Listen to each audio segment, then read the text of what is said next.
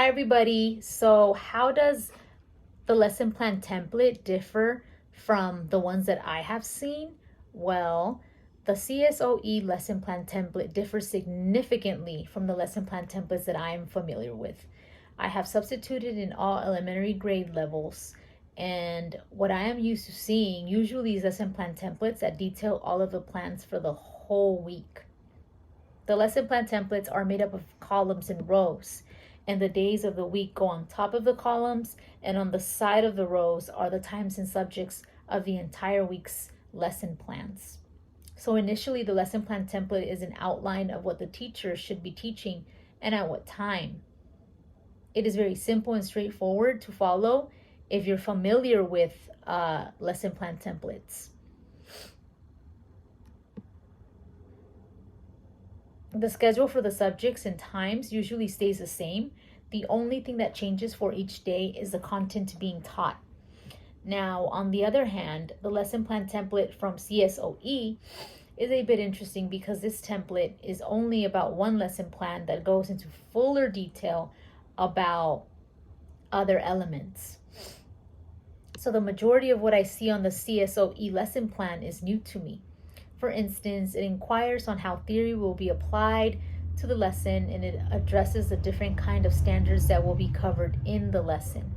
The lesson plan template also inquires about details on how the diverse learners in class will be supported and what they will be doing and learning during the lesson plan. Another component that differs from the lesson plan templates that I'm familiar with is the differentiation methods that goes into detail as to how students will show what they have learned in their own way. Classroom management is another component where it asks how it will be supervised and how the lesson will be introduced, what will happen during guided practice, independent practice, and finally, how the lesson will be closed. So this lesson plan wants more detail as to how you're going to begin it,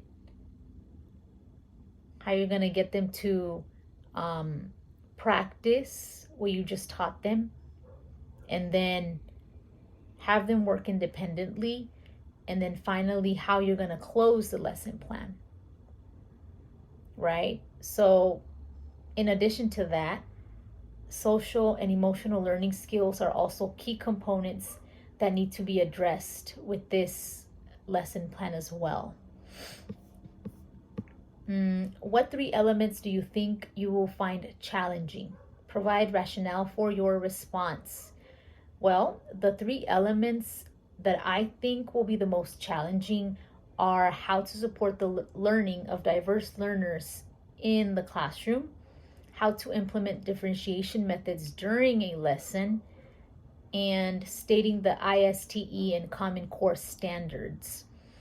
The reason why I believe these 3 areas of the lesson plan template will be a bit difficult for me is because I am not too familiar with these aspects of a lesson plan template.